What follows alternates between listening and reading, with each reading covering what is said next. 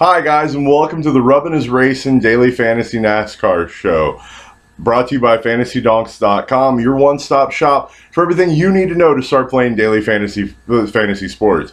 I'm Sean Big Papa Williams. I'm Jamie the Learjet Lear. And we'll be bringing you our breakdown of the FedEx 400 benefiting Autism Speaks at Dover International Speedway. But first, before we give you that breakdown, let's do a recap of last week's action at the Coca-Cola 600.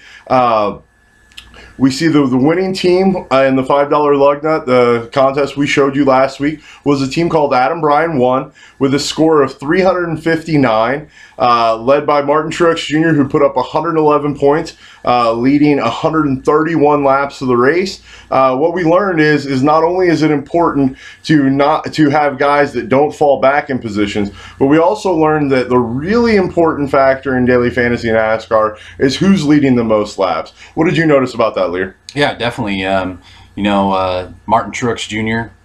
Led the majority of the laps. He obviously had the most points out of anybody in last week's contest, so 111 points. And then you paired him with Kurt Busch. Those were the two top dogs last week at the Coca-Cola 600. So if you start off with those two, you were off to a great start to winning your right. That started you off with 211 points, which pretty much already got you close enough to cash. The winning team also had Greg Biffle. He was 17.7% owned. He put up 46 points. The winning team also had Chase Elliott, who put up 43.5 points.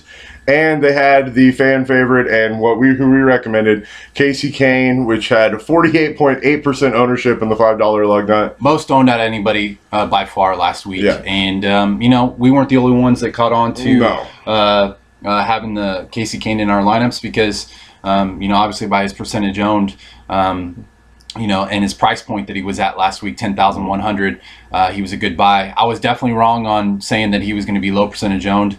Papa was right on that because he did say he disagreed with me. Wow. But yeah, so if you had Casey Kane, you were just even with the rest of everybody in the field. Well, let's talk about something real quick. When you see ownership percentage that high, essentially what you need to know is it's basically a free roll for you in a GPP or a cash game. Yeah. Half the field basically has that player. So if he does terrible, half the field suffers. Right. So it's not that big of a problem. And if he does awesome, half the field has him. You're not going to gain really a whole lot of ground. So we view that in daily fantasy as basically a free roll of a player. It's somebody that I probably will not be picking this week because a lot of people will be on him. But we'll get to that more as we go to the breakdown. But let's go ahead and move on as we saw that top score of 359 took down the tournament and won a lot of money. That brings us to the FedEx 400 this week, benefiting Autism Speaks, as I said earlier, at Dover International Speedway in Dover, Delaware. With the track type and weather conditions, we'll give it over to Lear here and let him give you that breakdown. All right, thanks, Papa. So we're at Dover, Delaware this week for the FedEx 400 Autism Speaks race. It is a mile track. They call it the Monster Mile.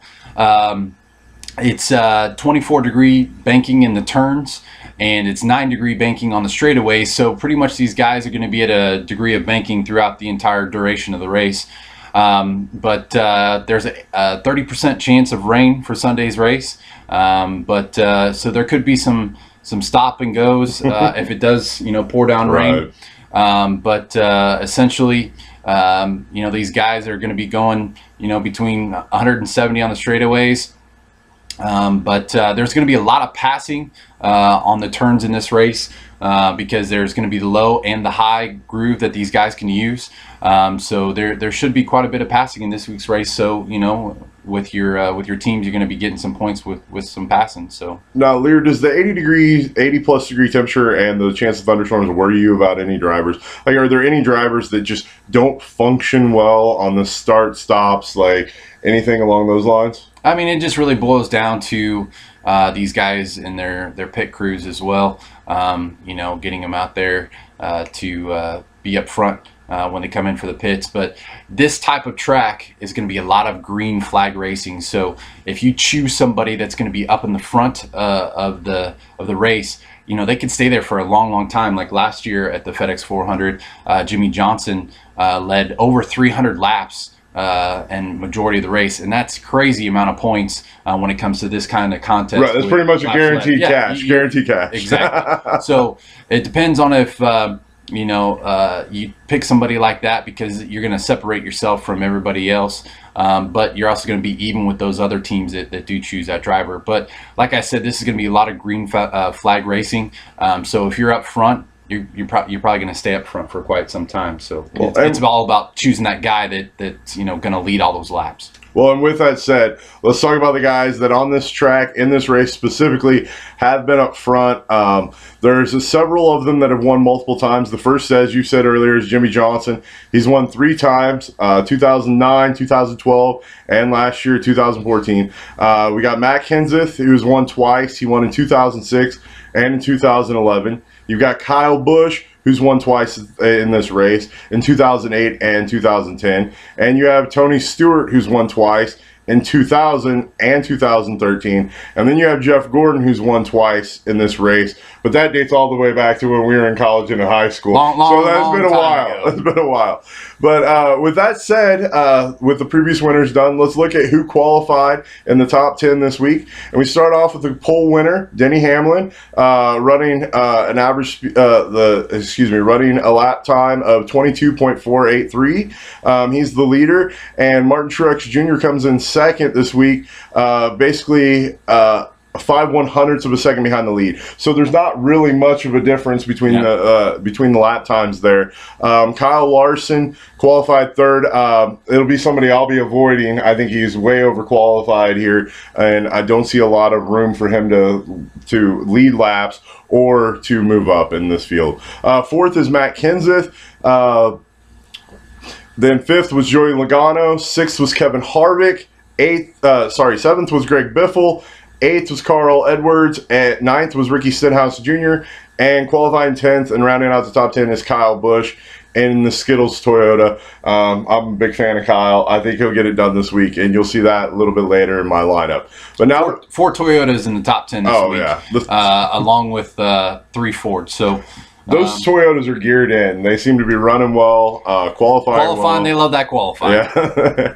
And once again, they do that special setup where they intentionally run their car a little bit faster for qualifying than what they would for the race. Which is smart for this race because, like we just talked about, if you're going to be up front, you're going to lead some laps. So, you want those guys on your team. Exactly. But now that we got that out of the way, let's move along to the Who's Burning Rubber segment. A little bit of a fan favorite here after week 1. Some people really liked what we did last week here, and hopefully you'll like this week. My first pick in the Who's Burning Rubber this week is Jeff Gordon. He's priced $11,700. Look, he's on fire in this retirement run, and he's due for a win. Now, granted, the last time he won, I was in college drinking underage, but but I think that in this push that he's making for his retirement year, this is a good chance for him to move up in the field. He has a good chance to lead some laps if he can get up front and bring home that victory in his retirement year. I think that would mean a lot to him since he's already won twice at this track. We know he's capable of doing it, and we know he runs the mile tracks very well. I like Jeff Gordon this week.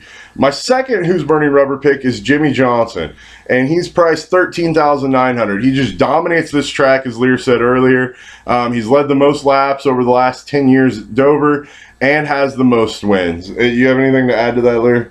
I mean, all you have to do is watch the film from last year's FedEx 400. I mean, Jimmie Johnson absolutely dominated destroyed this race.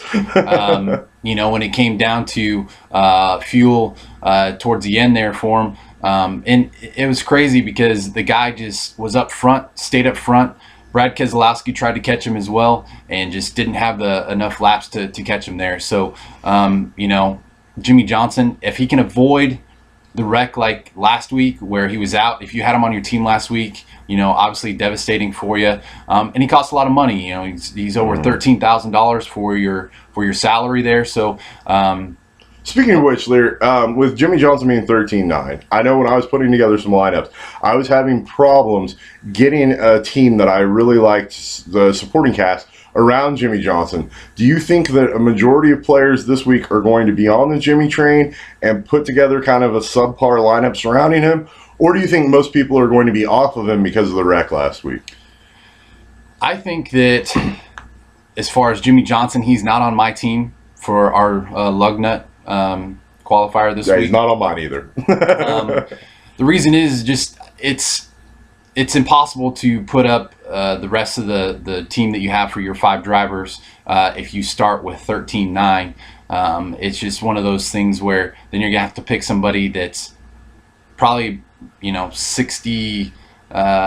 the 7,000, somewhere in there, 6,900, somewhere in there, and there's really nothing available down there towards the bottom. And kind of what we learned last week is those guys really aren't going to give you very many points either. So, no, but our strategy last week did work. As long as you take those bottom guys that can't fall back, you're not going to lose points. You're not going to lose points, but you're not really going to be gaining any either. And that was very true. Based off of the results from the guys that won the tournaments last week, you've got to have a good mixture of the middle guys, to be honest with you. That's kind of what I learned a little bit. So, but I love Jimmy Johnson, don't get me wrong. I think he does have a good opportunity to win this week's race.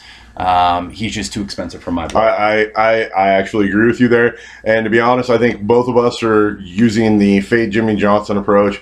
Hoping that he has engine trouble or something, or gets stuck in the back of the pack and can't make his way up. I just, as much as I would love to roster Jimmy, I just can't find a way to do it where I like the team. If you can, please, I encourage you to do so. And best of luck with that. The third driver I have burning rubber this week is Matt Kenseth. He's $11,200. That's much more in the price range that I prefer. Kenseth has a total of 471 of the fastest laps and 4 top 3 finishes in the last 5 races of this track. That's huge points. Like if he can get up to the front of the field and do what he's done here in the past. And at that price tag, I'd much rather take the risk on Kenseth and put together a better team around him than I would paying the extra $2,700 on Jimmy Johnson, who's a better favorite to do well in this race.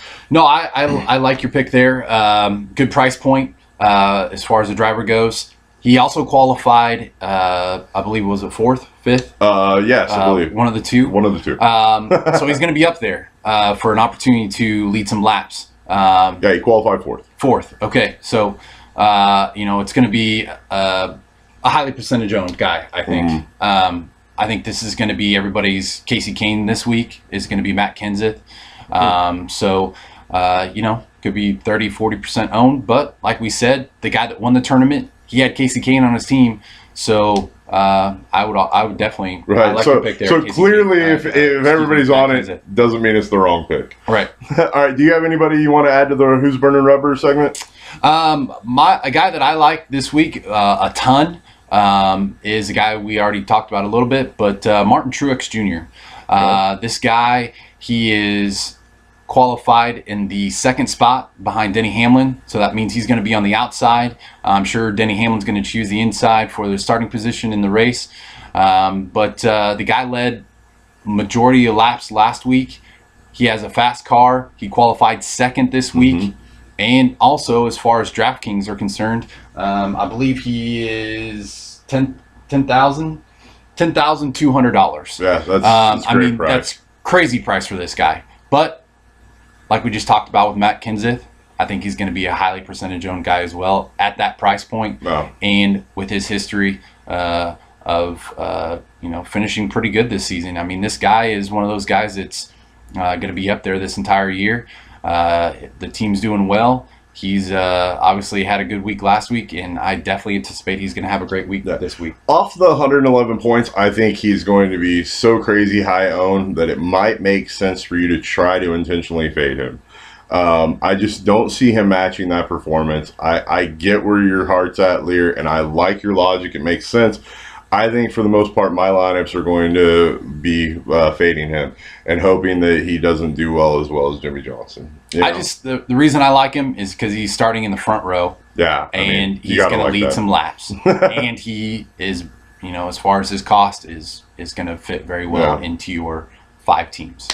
Fair enough. Now that we wrapped up the Who's Burning Rubber segment, let's move on to Who's Headed to the Garage. My first pick on who you want to avoid this week is Paul Menard. Look, after last week's performance, I'm guessing a lot of people are going to jump on Menard. He finished well last week. Yeah. However, I just don't see him doing well again. His price point's nice, but if you actually look at what DraftKings did, his price point actually went up, and they mostly moved everyone else down, which means he's really technically overpriced. Even though he's lower down the line, he's overpriced for what he is. I don't think that he's a guy that you want on your team this week. And I just don't see, and also I don't see in the history on the mile-long track, specifically at Dover, that he does well. Yeah. Paul Menard, he had a pretty good week last week. He qualified 18th for Dover this week, so he's going to be in the middle of the pack. And as far as Menard, I'm not a fan of Paul Menard, so I'm just avoiding him because I don't know, I just don't like his driving. Save big money and avoid Menard. Yeah. No. Do you have anybody else that you have headed to the garage this week, Lear? As far as the guys that I try to avoid is Kyle Larson. The guy qualified third. I know we talked about Kyle Larson last week, but I'm sorry. I'm not a fan of the guy. And, people are going to jump on his train because he qualified third. He's going to start in the second row. And I haven't seen the results from him last week. He finished in the latter half of the field last week. Like we talked about on the last show. And I'm not a fan of Paul. I don't think you should be ashamed of bringing up the same guy 2 weeks in a row because he has a history of overqualifying. And we saw last week that what happens when you overqualify and you're not as good as what you're qualifying, you fall back. And that pass differential and place differential just kills you in daily fantasy NASCAR. It also means he's probably not going to lead any laps because traditionally he falls back, right? I think it's an easy fade. I agree with you completely here, and I have him on 0 of my lineups. Yeah, I will not be playing Kyle Larson this week. Or probably any other week. But I promise that I will not talk about him next week in our Going to the Garage section, okay? I might if he still looks that bad and overqualifies again. Just to get into your guys' head how important it is that you don't take those guys that overqualify at tracks. Yeah. Anybody else that we have heading to the garage this week? No, I think other than that, it's going to be pretty much a clean race. Yeah. I think the reason why we want to avoid those two guys are solid. And without further ado, I believe that takes us to the set a lineup segment with Papa and Lear. So let's go to DraftKings, and I will be setting my lineup first, and I'll ask Lear to comment on a couple of the drivers if you like something, and then Lear will do the same, and I'll give my opinions. So when we go into the $5 lug nut for this week, the first driver I've selected is that of Matt Kenseth. As I told you earlier, he's 11,200. I really like Kenseth's record on this track. I think he's a great starting point for a team. He's $2,700 cheaper than Kevin Harvick, and roughly 2,200 cheaper than I'm sorry, not 2,200. I'm sorry, he's 1,800 cheaper than Jimmy Johnson, and I like what he can do for that price point. I just think that that's too sexy what it allows me to do with the rest of my team. From there, I go with Jeff Gordon. Like I said, I think he's due for a win. Not to mention, he's had several top fives in the last 5 races. What is it, 4 out of the last 5? He's finished the top 5. I think Jeff Gordon is a great pick here at 11,700. Then I went from there. I went ahead and picked Kyle Busch. I'm a big Kyle Busch fan. I like that pick. Kyle Busch, Rowdy's back, baby. Mm-hmm. I mean, the guy finished, I believe it was 7th last week at the Coca-Cola 600. And he just has a good car and a good team. He's on the hunt. He wants to get back in the limelight. The guy is gonna be good this week and throughout the rest of the year. I really like Kyle Busch, and I think at his price point too, 10,300. He fits right in there for getting you a good lineup. And then on top of that, he could be highly percentage owned this week, but he's back in the Skittles car as well. So cheer on the red car. Yeah, you gotta love the Skittles car. I just don't know that there's a better driver that can do more damage in the field at his price point than Kyle Busch this week. I agree. The second closest to me is Matt Kenseth at his price point. But I just love those two. I love putting them on this team. I feel really comfortable with that team. But then again, I felt really comfortable last week and missed out. The next driver I've got for you on my team is Ricky Stenhouse Jr. He's 7,800. This is my value play. I had to save a little bit of money here, but I like the way Stenhouse was running in practice. He was actually testing out the highs line to be able to get around cars and pass them. If you were watching practice today and yesterday, I really like Stenhouse Jr. at that 7,800 price tag. I think what it allows you to do by getting the three studs of Kenseth, Gordon, and Busch, I think that gives me a firm foundation with another guy that can move up and score a lot of points. And then it leaves me enough money left over to go with the Biffle. I love me some Greg Biffle, and he's only 8,800. I think it's a great play here, and that rounds out what I think is a solid lineup. And you'll see that as Big Papa's lineup this week in the 4K lug nut. Hey, and he had a good week last week. Yeah, he did. As well. Yeah, he did. And for the amount that he cost, he should be a good play for you to stick in there when you need to get somebody under 10K. Right. So I like that lineup, Papa. And it's a lot different than the lineup that you put out last week, where last week we were going for right. Last week we tried the studs approach. Yes. And it's one of those where I think this week we're going to go play a little bit more in between, not avoid kind of the top high guys, just because you're so crippling yourself when we had to go deep into Ditto or JJ Yaley or not to mention Josh our top Weiss guys like that. So. Well, our top guys last week didn't perform to the level they were supposed to. Yeah, I'm still not sure that strategy is a bad one necessarily, because like we said, the bottom guys didn't cost us any points. They actually got decent points for what they were. It was our studs in those lineups just did not produce to the level they were supposed to. Yeah. And when that happens on a studs lineup, you just let your money on fire. Like, there's no ifs, ands, or buts about it. But, it is what it is, and I like this lineup. I think I got a good shot to cash this week. It's very, very more balanced. Yeah. From top to bottom. Greg Biffle, Kyle Busch, Jeff Gordon, Matt Kenseth, Ricky Stenhouse Jr. I definitely like that lineup a lot. Well, that's my thought process. Let's hear yours, brother. Okay. My first driver that I'm going to put on my team, we talked about a little bit earlier, number 78, Furniture Row Car, old Martin Truex Jr. Furniture Row Car. 10,200, starting him off that way. I don't know. I'm in agreement with you. I think he's going to be pretty highly owned. But like I said, the guy's starting in the first row, and he's going to lead some laps, baby. So right. let's get those points. And that's a sexy price point. Like I said, if you notice in my lineup, I spent 100 more to go for Kyle Busch here. It's possible to put both of them on the lineup. I just think more people are going to be on Truex Jr. than they are going to be on Busch. And that's why I went that route to help separate me in the GPP, because basically I think they're both the same guy. And if anything, Truex Jr. is going to be more owned less because of the fact that he's a good driver, and more because of the fact that what he did last week in daily fantasy. Sure. And to be honest, when that happens in fantasy sports, I try to pick the next off guy, the guy I think is just as good, if not better, at a little bit at close to the same price point. Gotcha. So your second driver is? My second driver, the old Miller Lite number 2. Keselowski. Mr. Keselowski, the guy you couldn't read last week. Yes. Well, that was my handwriting. The guy finished second last year behind Jimmy Johnson, the FedEx 400. He had a good car.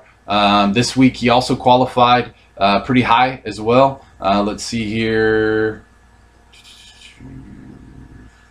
I'm sorry. I lied to you there. He qualified in the middle of the pack, number 19. And we saw how good that turned out last week. For the guys that can run good can move up the pack, and that's a lot of point differential, a place differential, and that means a lot of points in daily fantasy. So, with him qualifying 19th, that gives him an opportunity to move up through the field, get some passing points on there. But he always has a good car at this race, and obviously with having a good finish last year at this Dover International Speedway. I just like his ability to get up there and potentially win this race. But also, he does cost a little bit of money, $12,100. So you're paying a little bit of a price for him, but hopefully he pays off for him. So. Yeah, no, I like the pick there, and I like what Keselowski can do. The problem I have with Keselowski is his price point. At 12-1, I think I can find better drivers, in just my personal opinion, at a cheaper price point, which helps me round out my team a little better. But that's my opinion, and sometimes it's not always right. Sometimes it's right, sometimes it's wrong. That's the beauty of daily fantasy. Yeah. So everybody's entitled to their own opinion. Right, and what we want to do is we want to give you the thought process behind our picks. So here at Fantasy Donks, we try to educate you by teaching you how to go through this thought process, because it really is up to everybody, each individual player, the lineups they want to put together. And and I've said this before in football, if you watch my football, if anybody had the magic answer, they wouldn't be broadcasting it out to you, because they would just be entering it into every tournament and just crushing the cash. I wouldn't share my lotto winning ticket with you. I'm not sure I would either. So, but what we do is we're showing you actual lineups that we put in, and we're trying to teach you the educational thought process behind why we put together those lineups. So when you're going through your lineups, you can use that same process and become successful playing daily fantasy. Yeah, definitely. All right, your next pick. Going with the number 11. The guy that's actually sponsored by the same company that's sponsoring the race, FedEx. Denny Hamlin, number 11.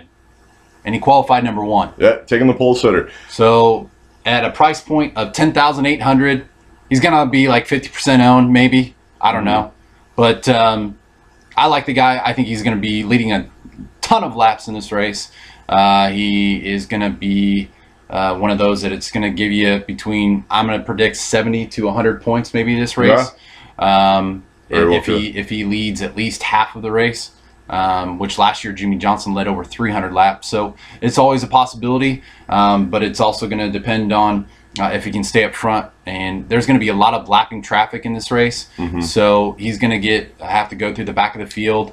I like Denny Hamlin. With that said, that's why I'm off the first 2 drivers that qualified this week, for a couple of reasons. The first reason is their split times, like their differential in between their laps in qualifying and in practice isn't significant enough to where I think he can get out into clean air where they won't be racing each other and causing the rest of the pack to pull up. Yeah. Right? And I think when the rest of the pack pulls up or they encounter lap traffic, I think that they're going to get tangled up at some point in time. It's just a gut feeling. Sure. That's just a gut feeling I have about this race.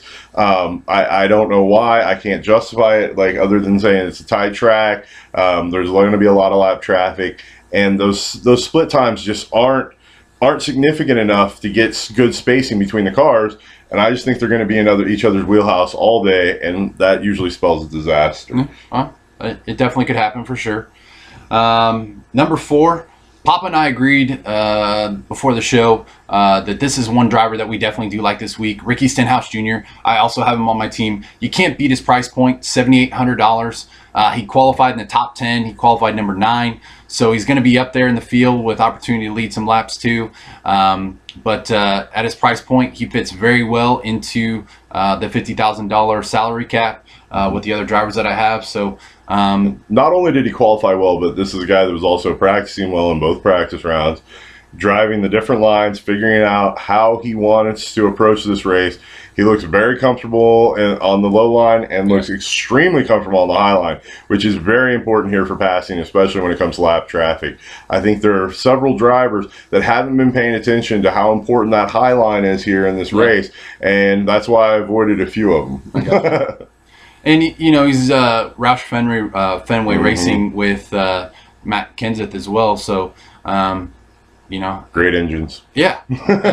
You know, and they're basically going off this probably the same setup. So, you know, each driver will twerk their car a little bit different here and there to their own specifications. But majority of the teams set up most of their cars the same way. So, but and then I'm also on the train with you about Greg Biffle.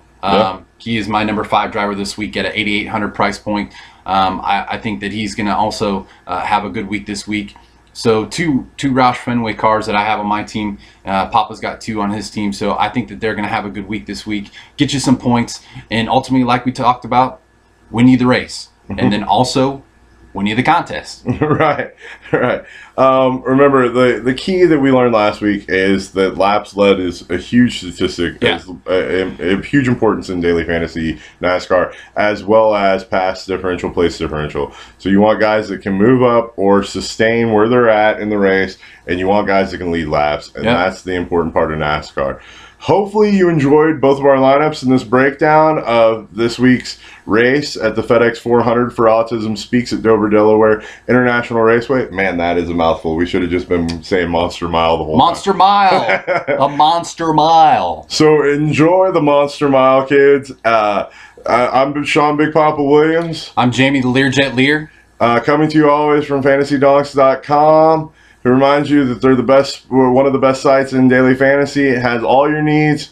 Feel free to check it out. Join DraftKings via our site. You'll get some free entries, including a free entry into the NASCAR, to the lug nut if you want it. Give us a like, give us a share. Yeah, give us a like, give us a share. Help support what we do here. Thank you for your time, and you guys have a great day, and good luck. If we don't win any money, we hope you guys are the ones that win it. Have a great weekend, everybody. Bye.